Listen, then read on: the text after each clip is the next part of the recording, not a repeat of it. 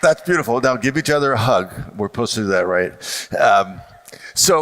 Just to get started, we're going to talk to a good friend who wrote a great book, Principles. This is Ray Dalio. And Ray thinks of himself, and we all think of ourselves as just ordinary. He says, I'm an ordinary guy.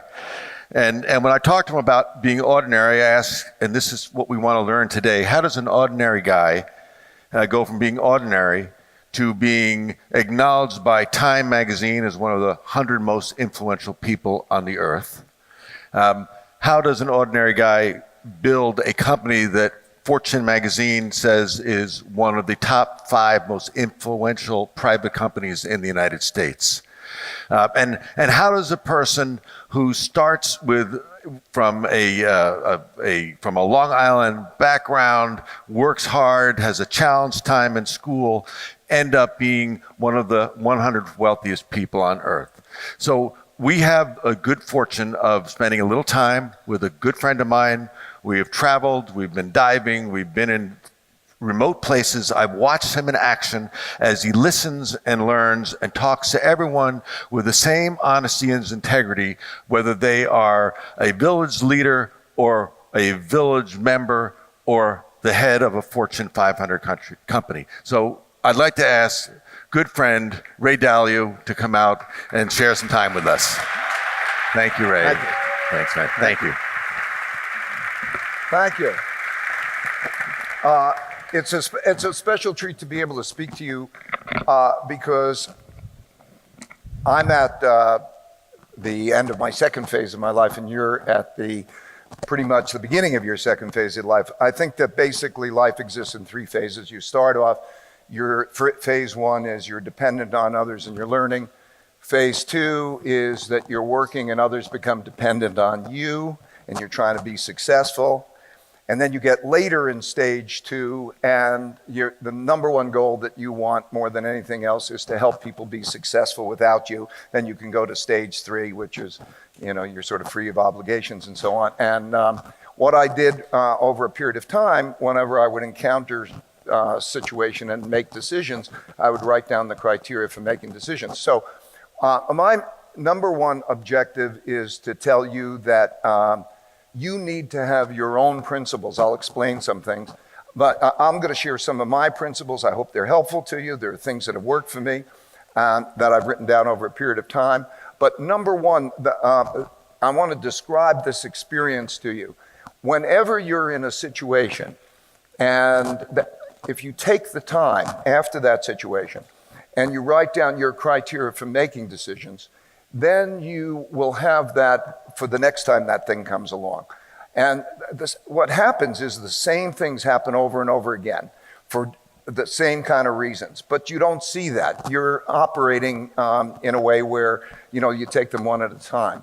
And so I would recommend to you that you write those principles down. When you do that, you think about them in a deeper way, and then the people that are in your lives then start to understand how you're behaving, and they can be partners in that idea meritocratic decision making, so that they can also say, is that the best way to operate and deal with that situation?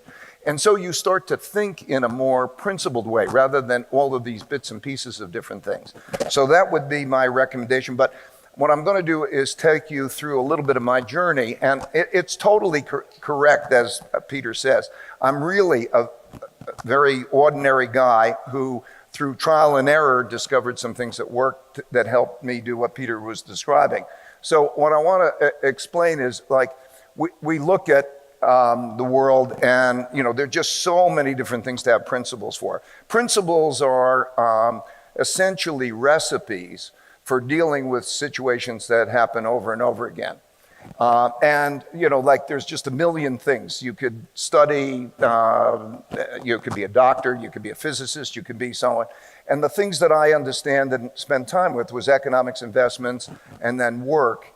And my approach was largely captured in this slide, which is to say, like, I would go after audacious goals, and then I would succeed and fail. And most importantly, benefited from failure. In other words, you go after your goals, and you then encounter your problems or your failures. And how you're dealing with those problems is one of the most important things. I started to realize, for reasons you'll probably see as we go along, that pain plus reflection equals progress. In other words, that painful situation, if you can diagnose what produced that failure and then develop principles for dealing with it at a different time, in a different way, and then you take those principles and you improve, you learn, you change things, then you improve and you make go on to more audacious goals. And the way I look at life is pretty much like it's this looping process, this evolutionary looping process. That means you go after your audacious goals, you fail, you learn. Failure is an important part of that process. You learn principles, you keep improving. And so I think that I learned that there are only 5 things that you need to do to be successful. If you do these 5 things, you will be successful. And the first is to be clear on what your goals are. You have to know what you're going after. You can't have everything in the world, but you could have almost anything you want, but you can't have everything you want. If you go after your goals and they're clear, you have to know your goals. And along the way, number 2 is you have to identify and not tolerate your problems. A lot of people tolerate problems. And then you have to diagnose those problems to get at the root cause of those problems. And often the root cause is you. Maybe you have weaknesses. Maybe you make mistakes. And with that, or maybe somebody else is making mistakes. We all have strengths and weaknesses. And the power of being able to know our strengths and weaknesses and know how to deal with them is enormous. And only when you know what your problems are and you diagnose that specifically, can you create a design to get around those problems. And that design, very specific design, you go get around the problems, and then if you have a design, you have to be reliable in doing that. And everybody is bad at some of these steps. And the key is to work with other people who are good where you're weak. So I just want to give you a sense of failure.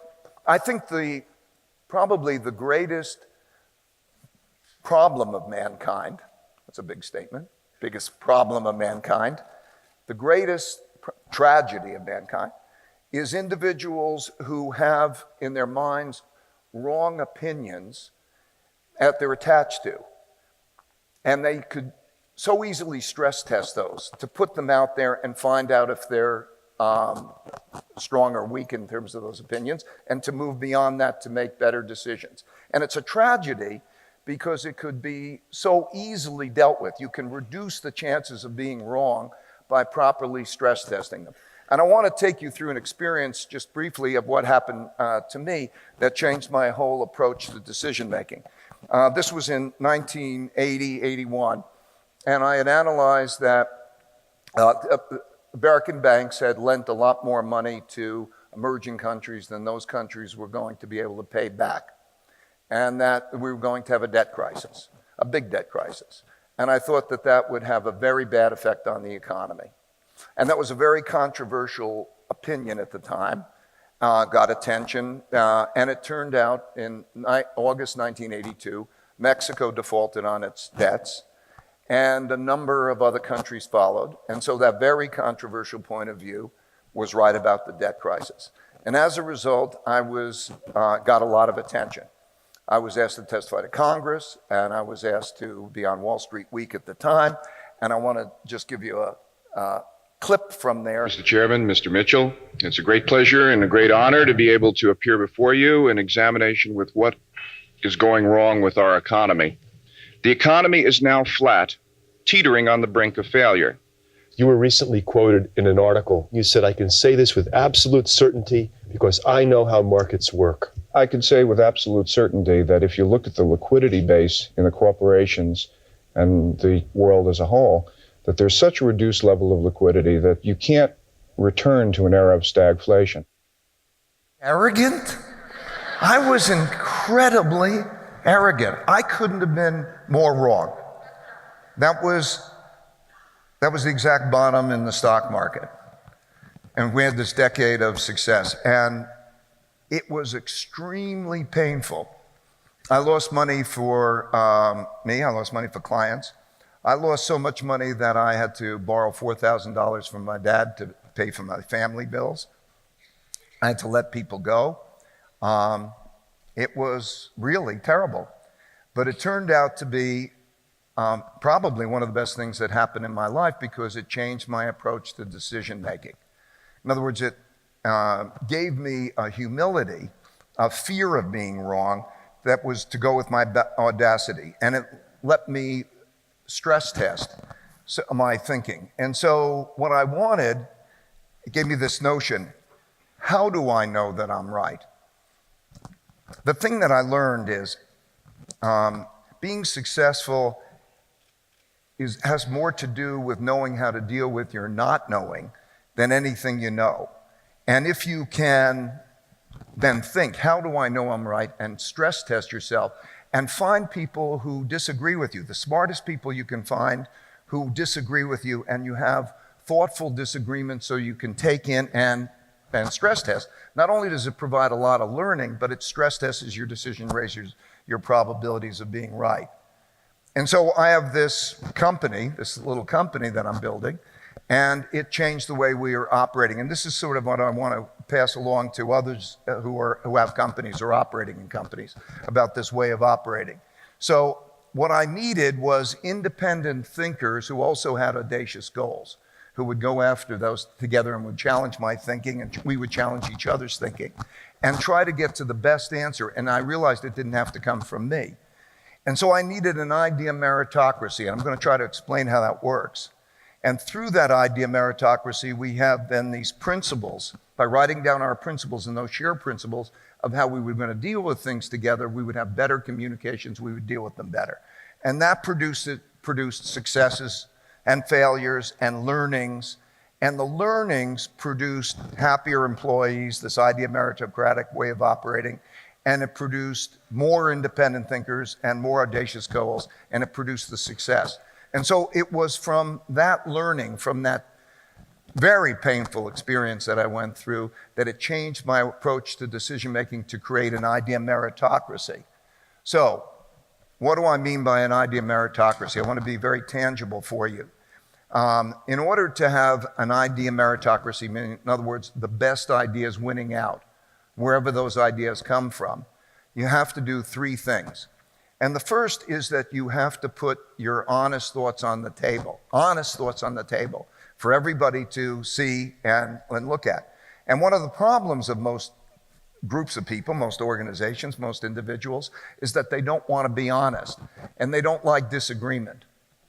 And so, you can go out to a restaurant and somebody says, I like the food. Somebody's not going to be reluctant to say, I don't like the food. Where thoughtful disagreement is the second thing. You have to understand the art of disagreement. Because if there's disagreement, that means somebody's going to be wrong. And how do you know the wrong person isn't you? So you have to understand the art of thoughtful disagreement. And then once you have that disagreement, to raise your probabilities of making better decisions, and that certainly happens if you do it well, then you have to have ways that are going to, idea meritocratic ways of getting past your disagreement. In other words, you have to have protocols, and we do something which we call believability weighting decision making based on different people's credibilities. So that's what I mean by an idea meritocracy. And do you want an idea meritocracy? Do you want to operate that way? Do you want to have thoughtful disagreement, not emotional problems? Curiosity to make yourself more likely to be right. And do you want to abide by protocols that'll help you get past that disagreement? So the other thing is, you have to know what people are really like in order to have a meritocracy. And everybody has strengths and weaknesses. So the real question is, do you want to know your weaknesses? Do you want to know each other's weaknesses?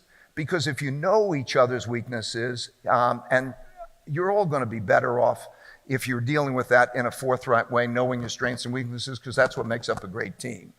So when you know what someone is like, you know what you can expect from them.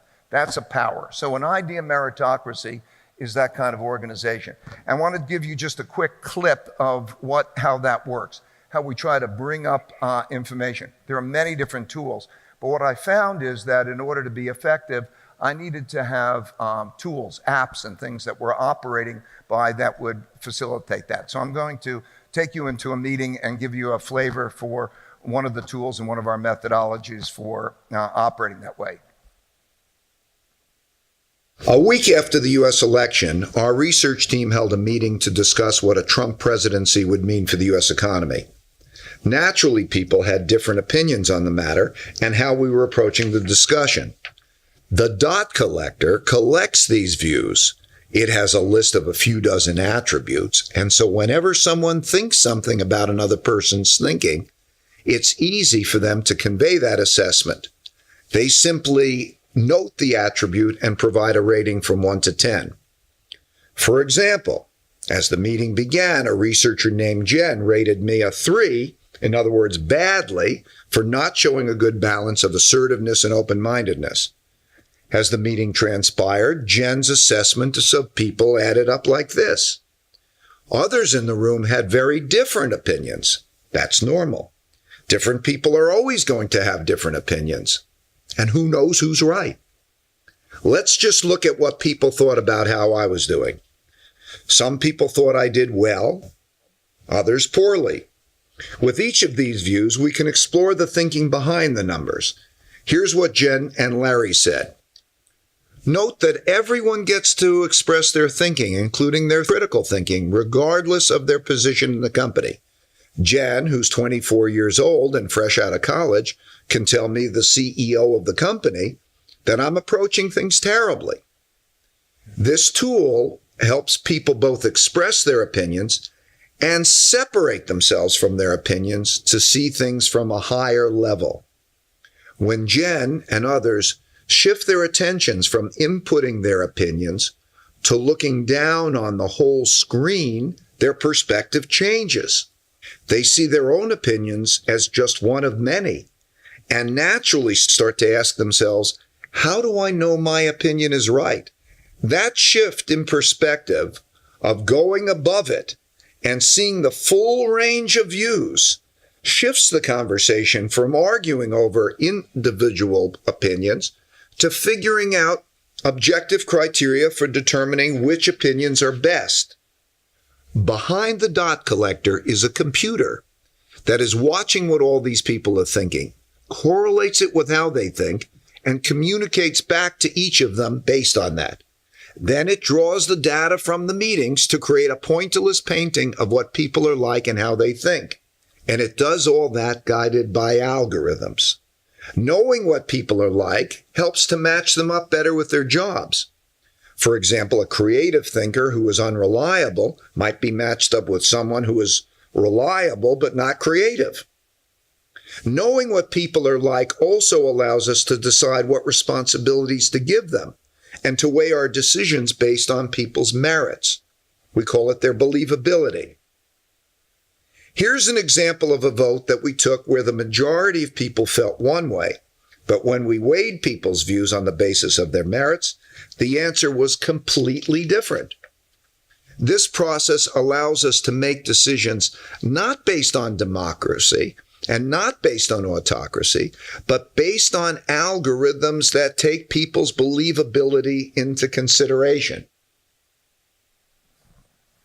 Yeah, so we really operate that. I just want to give you just highlight some things. First of all, anybody can criticize or anybody on the basis of a non-hierarchical approach.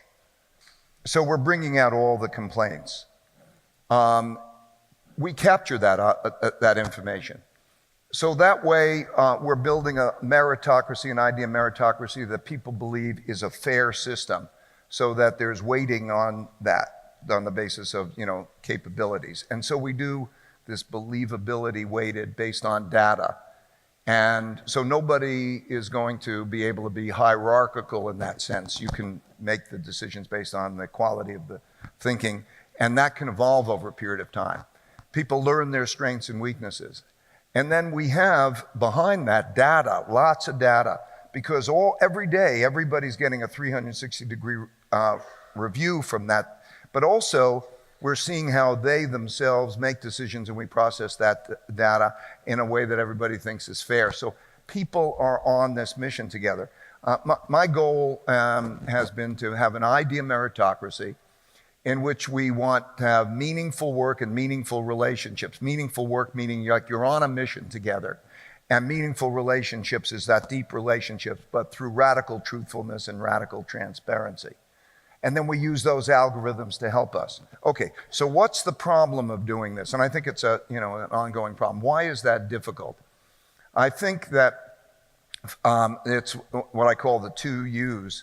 I've asked neuroscientists and psychologists, and everybody agrees that it's basically that there is a logical, conscious you, and then there's a subconscious, emotional you, and they have a struggle with each other. So if I would ask you, would you like to know your weaknesses?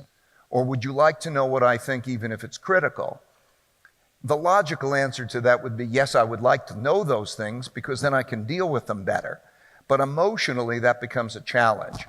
And so as people start to wrestle with each other as they come in to the organization, they come in there wanting to know those kinds of things and have that radical truthfulness.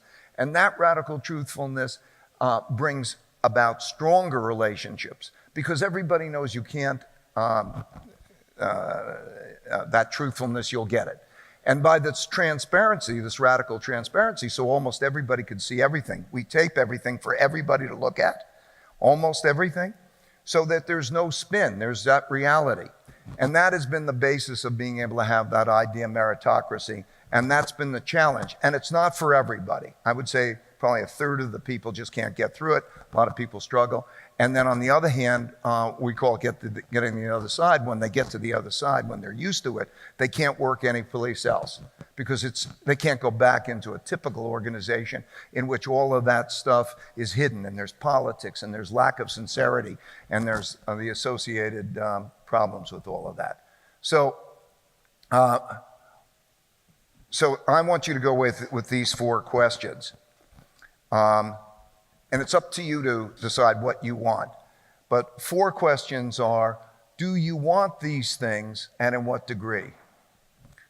Do you want to have an idea meritocratic decision-making process in which the best ideas win out rather than the individual thinking, you having the power, a hierarchy? And then you know what that means, I defined it before. Do you want to know what you're really like, your strengths and weaknesses, and what others are really like in order to get at the best results? Do you like this truthfulness? To what extent do you want to have truthfulness? And to what extent do you want to have transparency? If you don't have transparency, you're going to be listening to everybody's spin on situations. Do you want to have those things? And then beyond that, there's a great power for being able to turn those, any of your thinking into algorithms. Do you want to have algorithmic decision making? A lot of what we're doing is this data, and through the data and algorithms, we actually have the machine, the decision making machine, run in parallel, like playing a chess game through a computer and doing it in partnership with the computer. So I'd like you to think about those things. Then you could think about how to get them. That's what I was trying to convey. We've built a bunch of tools and apps and things, and we're going to make those publicly available so that people who want to do that, like the dot collector and those tools, will have the opportunity to be able to operate that way. We're going to make them available.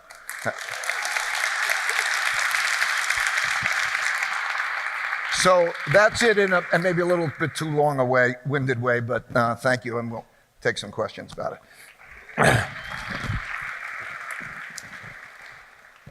Thank you, Ray. That's it's brilliant, and I love the generosity of where you are in your life. I mean, that you've built a great company. You've learned, written down over 25 years what you've learned. You didn't just try to remember what your principles are. You actually have been gathering them over over 2.5 decades.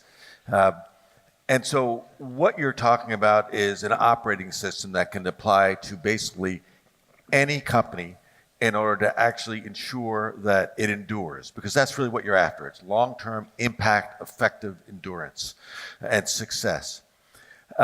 So it seems like it would be an obvious, how do I do that? Give it to me, I'm ready to go.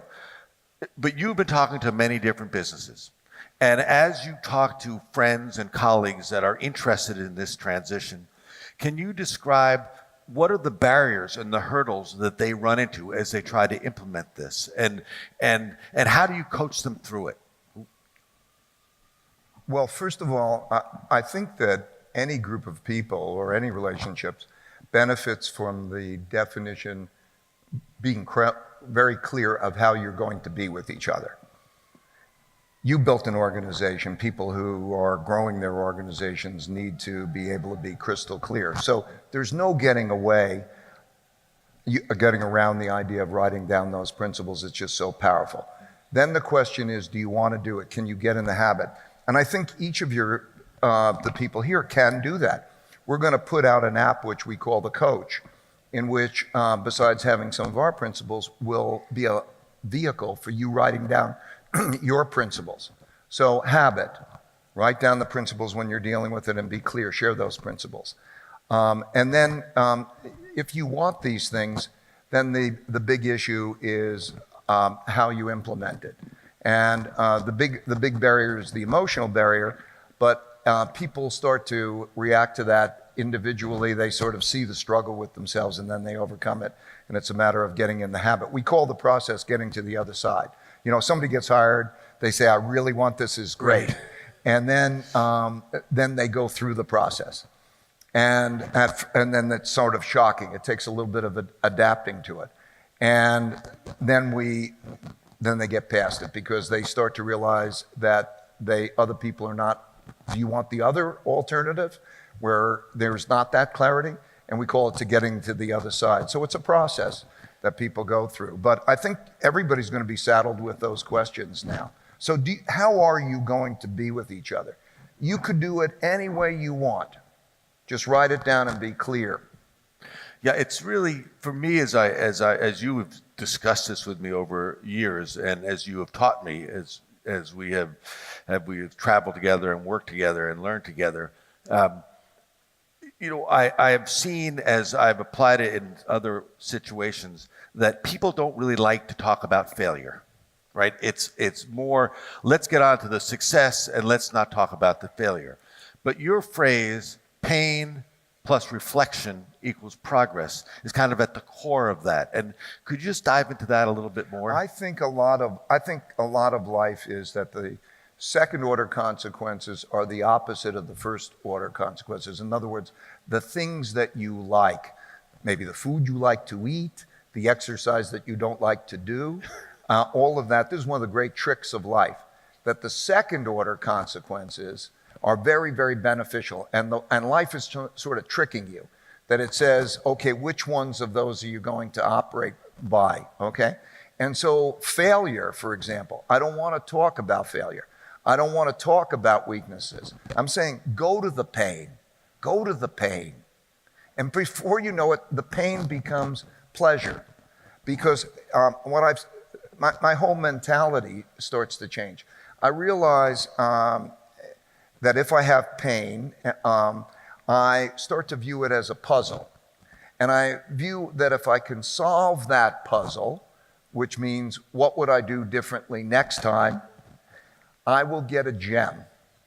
And that gem is a principle of what to do next time to learn. So I've developed a habit that I actually have the second order consequence reaction to the pain, to the failure, that makes me know it's a learning experience. And so it's that dynamic in life. Don't be tricked by the first order consequences and really enjoy those second order consequences. Go to the pain and view it as a puzzle, and then you'll get gems. Yeah. I should just say that the first time that Ray did this with me, I think you were in Connecticut and I was driving down a dirt road in Brazil, in which you talked to me about radical transparency and what you would just learn from somebody that was counter to what I've been telling you. And I didn't get pleasure out of that. It took me a while to actually understand that listening with an open mind, not actually thinking about your response while you're being taught, is actually the way you get to the place where you can learn. Both parties, that's a thoughtful disagreement. When you're totally honest, radical forthrightness, and you know you don't know the answer, but it becomes a common question as how you can work through with good intention. It's the idea of tough love, Yeah. you know? We're going to hold each other to high standards and try to get at the right answer together, but it's going to be tough. Yeah.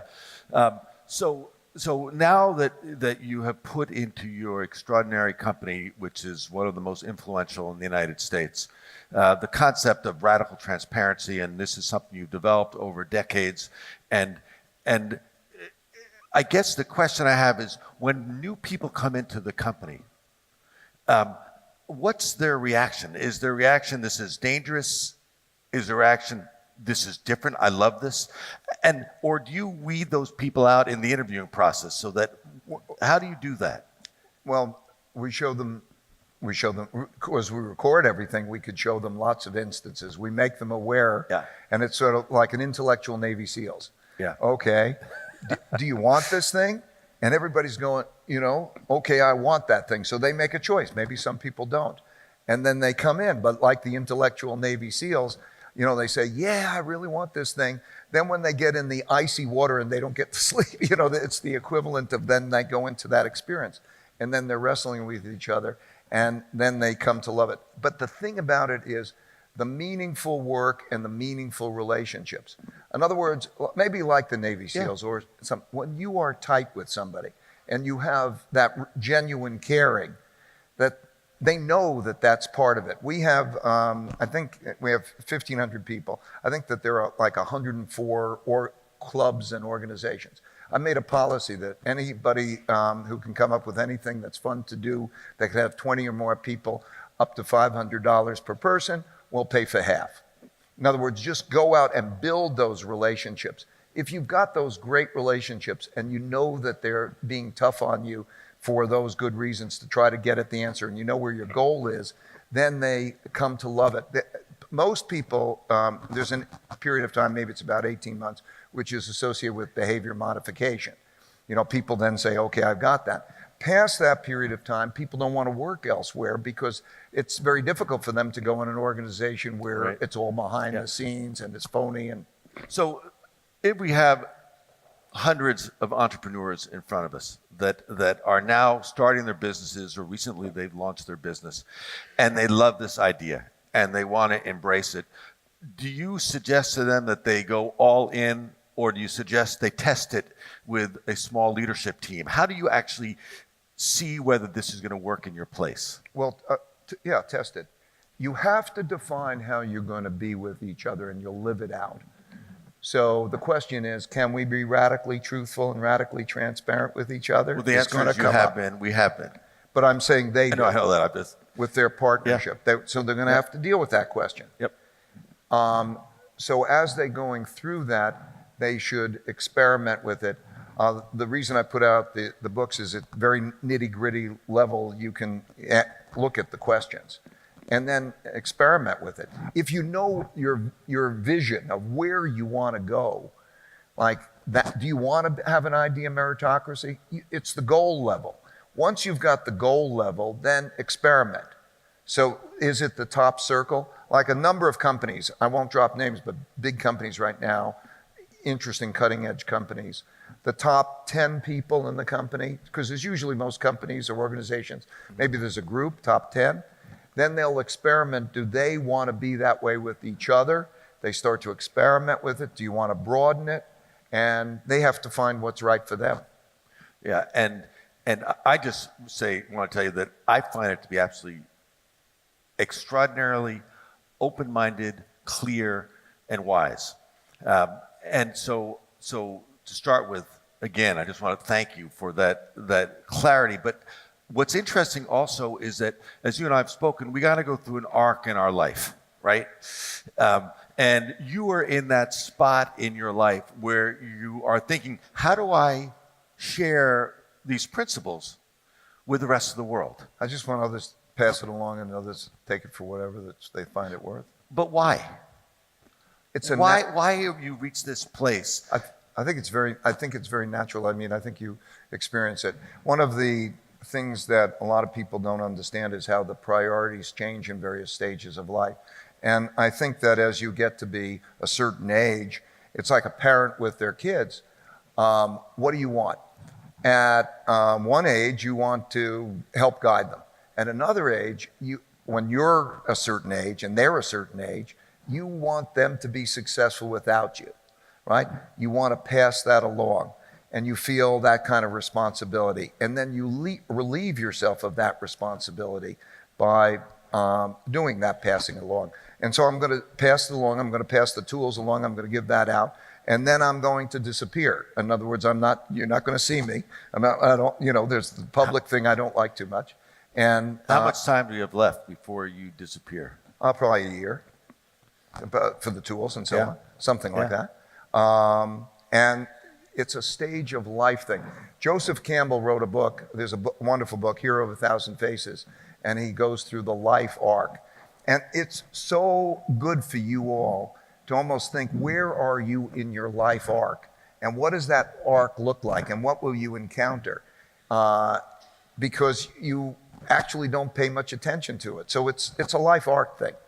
So in your place, in your arc, you have, one, you're giving this gift to the world. And it's not just here's some principles, read a book, but you are actually on the road talking to people to try to educate them as to why radical transparency and relationships are totally essential for effectiveness. Which feels for me like almost relieving myself Yes. of it. Yeah. And you also have other passions. Yeah. And what you and I have spoken about a bit is your passions for ocean, for exploration, for communication. And I know that you think everyone needs to pursue their own passion, which I respect entirely.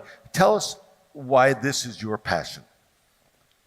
Well, I've been deep in the ocean and I've explored, and it's thrilling and it's also important. So the way I look at it is, if you look at the ocean level, it's about the world above the ocean is about half the size as the world below the ocean. The biggest peak is equal to the deepest trough. It's almost symmetrical, but it counts for 72% of the world's surface. And so that means 2/3 of the world is under the ocean. And nobody has really explored it, hardly at all. And so if you love exploration, it's like, it's better than going to another planet. If you want to see aliens, you're going under the ocean. You're not going to see them up there. And so first of all, it's thrilling, and then it's important, because the ocean is our greatest asset. I won't go into all the reasons why, because we're going to run out of time. But it is our biggest and greatest asset. And it's not appreciated. It's so important in terms of the whole climate issue. It's so important in so many different ways that we could get into. So I think it's very impactful. I'm excited about impact. My goal in life is pretty much to evolve well and fast and contribute to evolution. And so that's my way that I'm excited about doing it, and I'm feeling that I'm having an impact. So we're going to, I have a ship that has subs that go down to 1,000 meters that scientists use, and we know media, most of Blue Planet 2 was shot on it. We discovered giant squid, that kind of thing. We're doing another one, and we're going to do an initiative where we're going to have, like Jacques Cousteau, a series. I'm doing that with James Cameron, that we're going to have a series that people will watch, and then a lot of social media, so that there's that engagement, so people could not only explore, but they can be there virtually with other explorers, so that they love it. You got to love it first, and that's why I'm excited about it. Yeah, I love that you're doing that. Thank you for that. Thank you for that. So we are living in an economy right now that is pretty hot, but we have a increasing polarization between the haves and the have-nots. How would you fix that? Well, let me, I think, describe just briefly the mechanics of it. I think Okay. it's very similar. There are, economics and markets is my day job. Yeah. And so I think it's important to understand that what we're in is a period of time that's somewhat analogous to the late 30s in that there are all these debt cycles. There's a short-term debt cycle, long-term debt cycle. And in 1929 to 32, we had a debt crisis, and then interest rates hit zero. The only other time that's happened is 2008. We had a debt crisis and interest rates hit zero.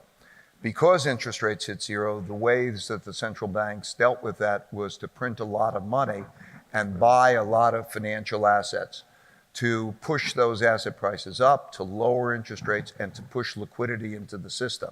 And that caused a lot of assets to rise. With that, that contributed to a wealth gap.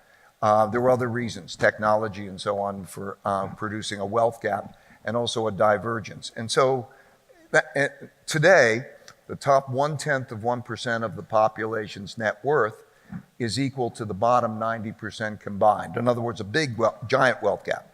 And that was the same, last time that happened was the late 30s. And so we're in a situation when the economy is at a peak. We still have this very big tension. That's where we are today. We're in the part of the economic cycle, which is the later part of the cycle, because as you start to run into capacity constraints, unemployment rates are low and so on, central banks begin to put on the brake and they begin to tighten monetary policy. So we're 9 years into this expansion, and the capacity to deal with that is different. So we're in a situation where if you have a downturn, and we will have a downturn, I worry that polarity will become greater. I think that the unity of us, how we approach our problems together, is a very important thing. If you look at the condition, capitalism basically is not working for the majority of people. That's just a reality. And yet there's opportunity. So we've got to make it work for the majority of people. And you're in a situation where, like today, the Fed did a study that 40% of the population could not raise $400 in the event of an emergency. I mean, it gives you an idea of what the polarity is. And we often don't have contact with that world, but that's a real world. So that's an issue. And then I think we're also in an environment where, for the first time since the 30s, we have a rival power in the form of China emerging to be in a competitive situation with the United States, which is going to be, an issue. So I think it has to be dealt with. If I was doing it, I think that you have to call that a national emergency. And if the President of the United States, if they declared that a national emergency, that wealth gap and that opportunity gap, and then created metrics that literally judged the conditions of people and then took responsibility for changing those metrics, I think there's a lot that can be done in private-public partnerships and so on to be able to change it. But I fear that that probably will not be done by the next time we have a downturn, and I fear for what that conflict is going to be like then. Yeah, I think that we all are afraid of that, and that number of that you gave of families could not raise $400 is shocking. And the education system, my wife helps public education in Connecticut, and Connecticut is the richest state in the union. But just to give you an idea of the wealth disparity and the impact, she deals with public schools, with the worst kids in the public schools, and she supported a study that examined what are called disconnected and disengaged students. A disengaged student is a student who attends school but doesn't study, they just are there. And a disconnected student is a student that they don't even know where they are, they don't come to school. 22% of the high school students are one of those. Those students are going to be on the streets. you go to schools and they share books.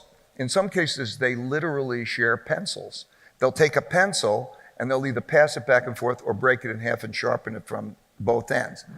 The conditions are, it's unfair, it's an intolerable thing. And so those things are not being dealt with.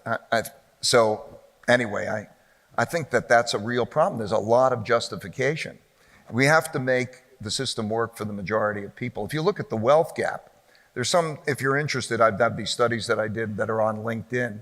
You can go on. I broke the economy down from the top 40% and the bottom 60%. And I picked 60% because that's the majority. I could have picked 80%. The conditions are basically the same. And if you look at that 80% economy, it's a bad economy. The death rates are rising from opiates, from suicides. The usefulness is declining. I mean, we have to deal with that. Yeah, we have to understand that there is legitimate fear. Legitimate fear. Ray, I think that we have a whole lineup of people out there that would like to ask some questions. So why don't we just start out with some questions, and we'll start over here on Thank you. my left.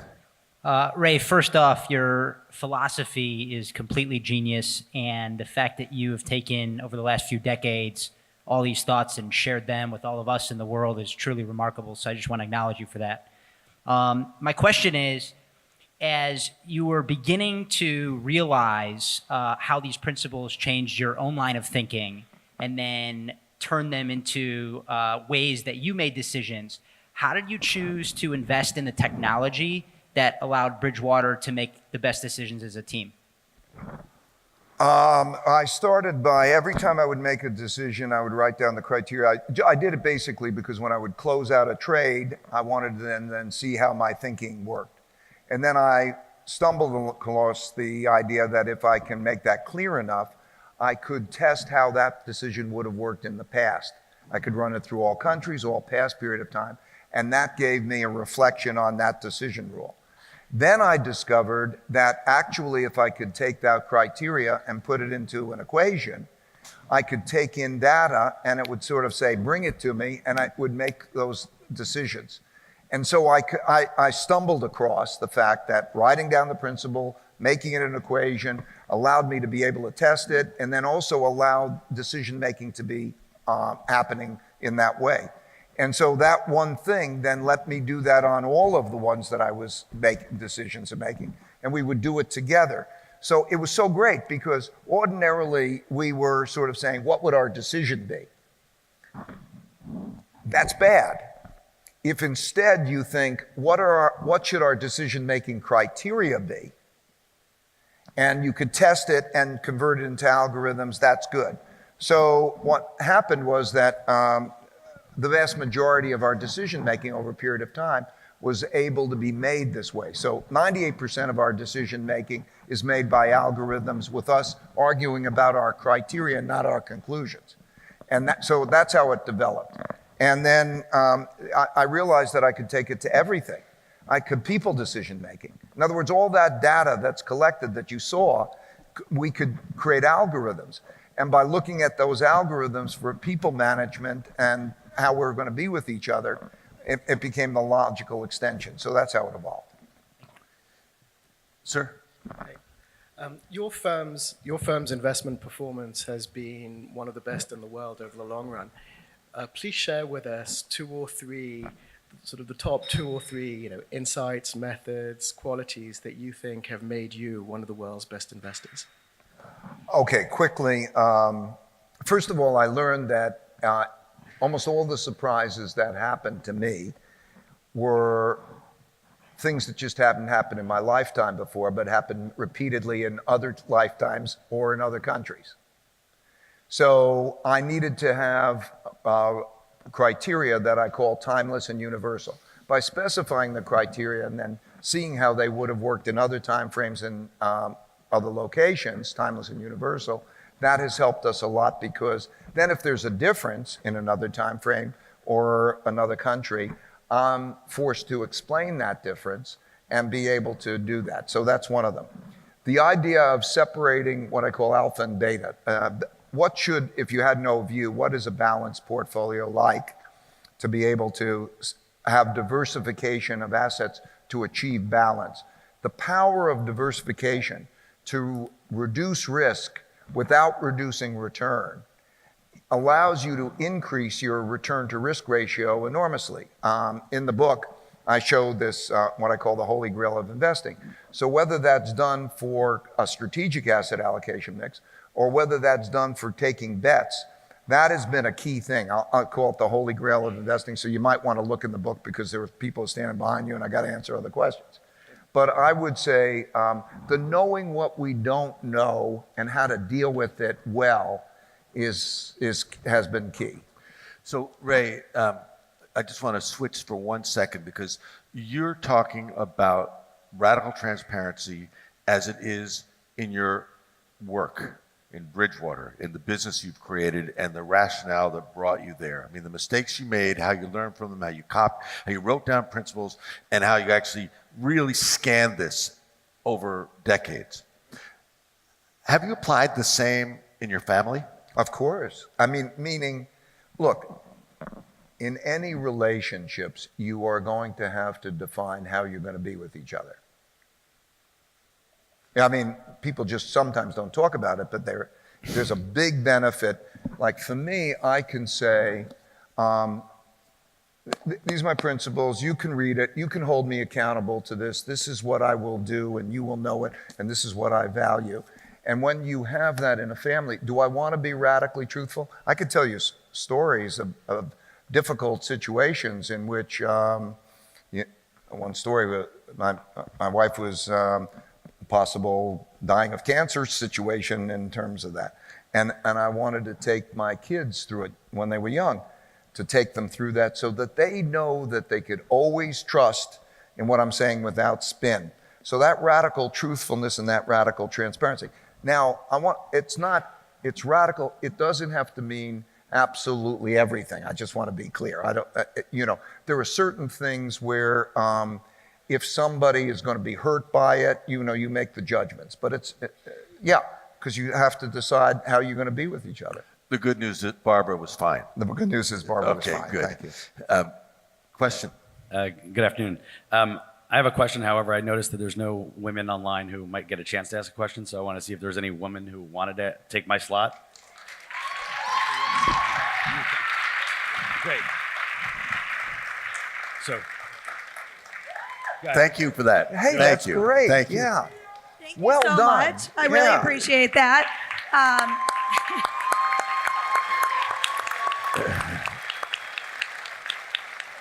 Ray, my question for you is what's your advice on how we can reconcile the feedback? I don't want to call it negative, but when we're getting feedback. Looking at negative's good. Okay, so how can we reconcile that, when we get that feedback on ourselves about our weaknesses to internalize it and improve quicker? I think the only question is getting at whether it's true or not, right? And in other words, if we're working together and you don't believe that it's true, and you're in that situation, it may not be true. And then how do you find out in an evidence-based way? Do you do a test, or do you do triangulation? You have to really want to find out if it's true or not and realize the benefits of finding out if it's true. Because this is the key to the success of life. The key to successful life is you don't have to do it alone.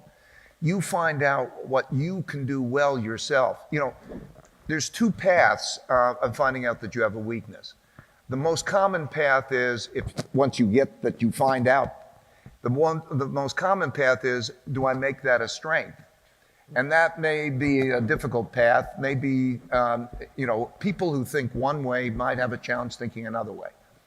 But the easiest path is to find out who's good at what you're not good at and appreciate those differences.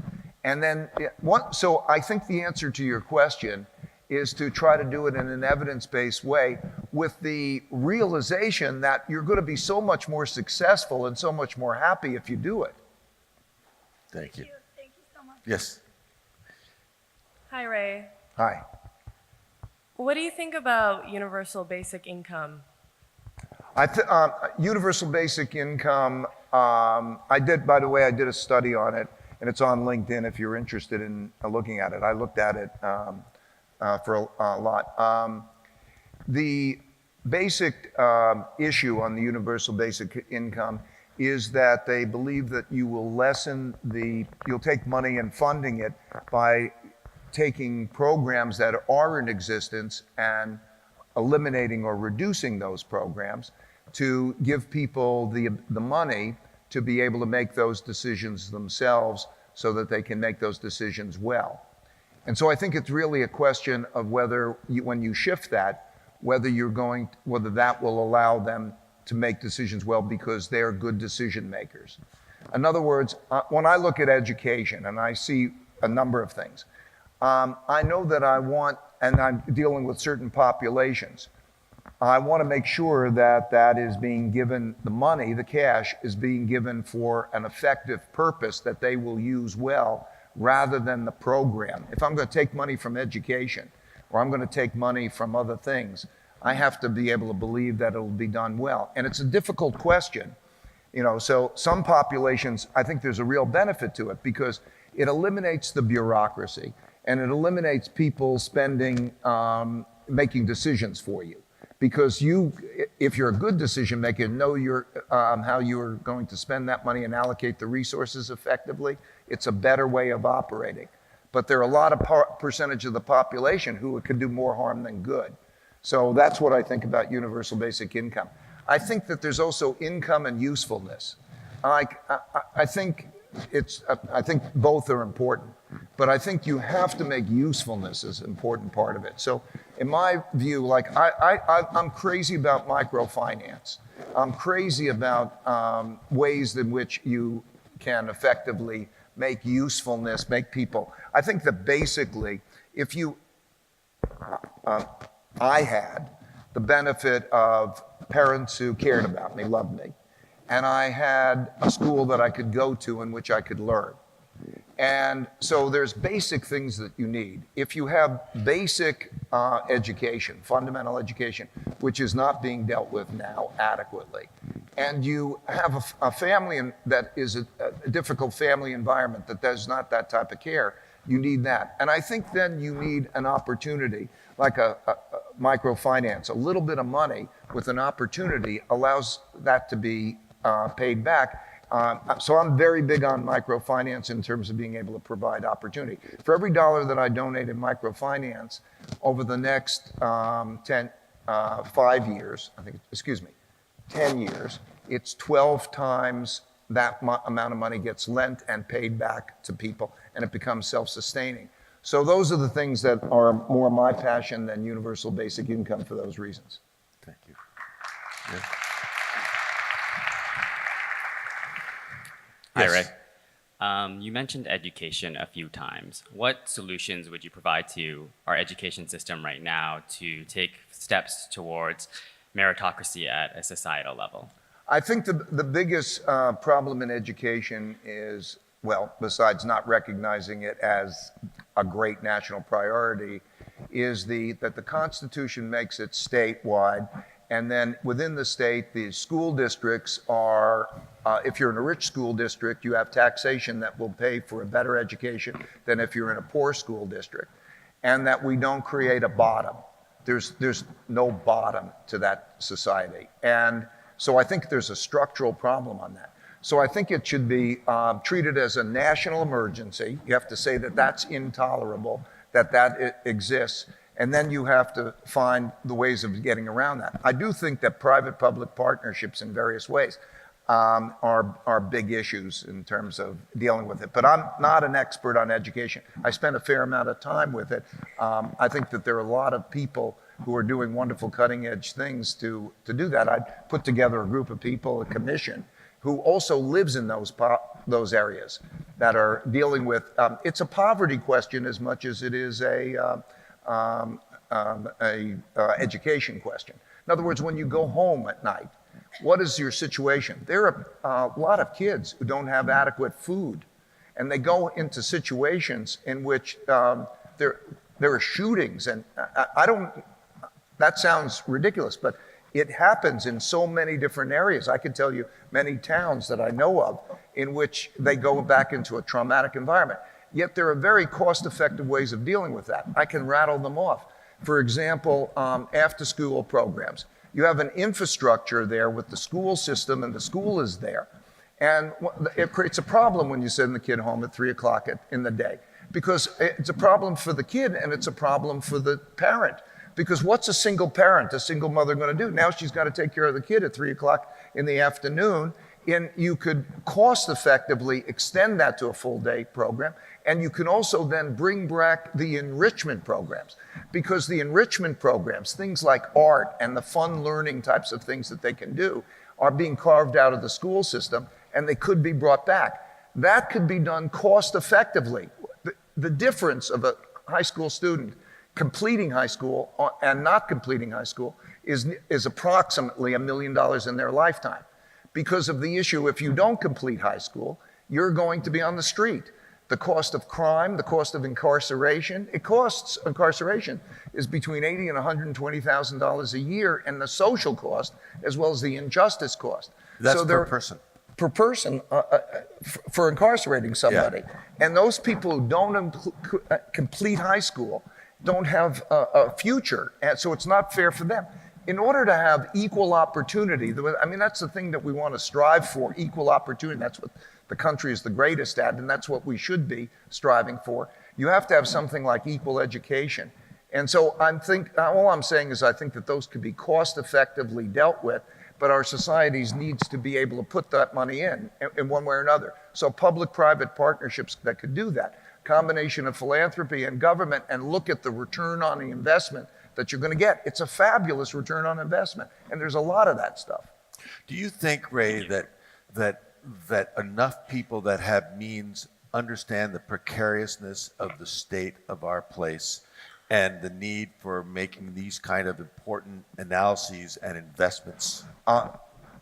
Nowhere near. Okay. So how do you it's get there? understandable. You focus on scale. I mean, you always think about scale. How do you scale up the wisdom you've just shared so that actually we have an opportunity to educate the people that have the chance and the means to make the changes that are essential? Theoretically, you want leadership at the top, right? You want to say, that's intolerable. And there's a population that speaks to it. But for two reasons we don't see it.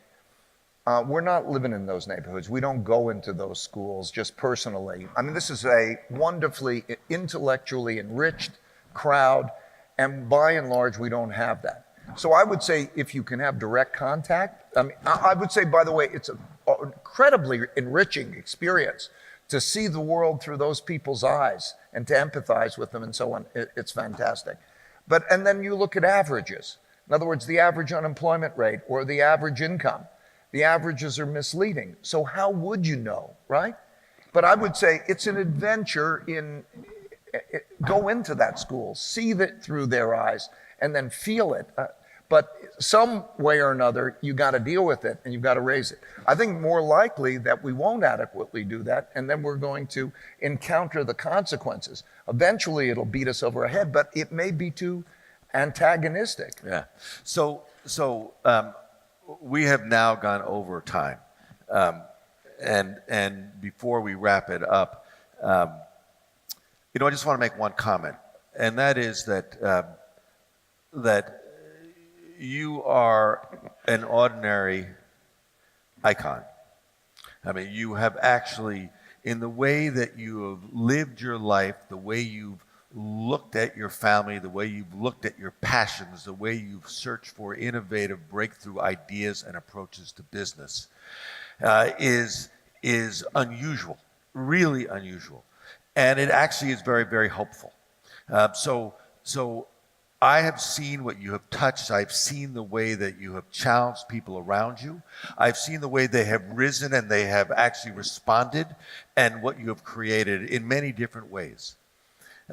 Before you kind of go into this arc of disappearing, I would love you to think about how do you take what you have learned about transformation and about integrity and about honesty And how do you scale that up into the community of people in our country and around the world that need to understand that they need to go to those places in order to understand the opportunities?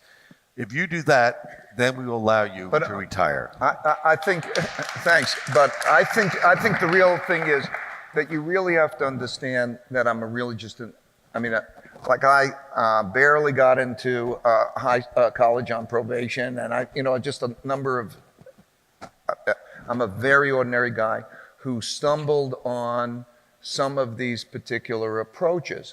And so the thing that I want to do is to pass those along. And when you leave here, if you just think, does that have merit? Because it's you all, right? In other words, so there are so many of you, and you could do that, and you could change that, and then if you do it, then you could help other people do it. So is that the takeaway? That's the takeaway. It's up to you now. You got that? Thank you. Thank you. Well done. Thank you. Thank you, my friend. Well done.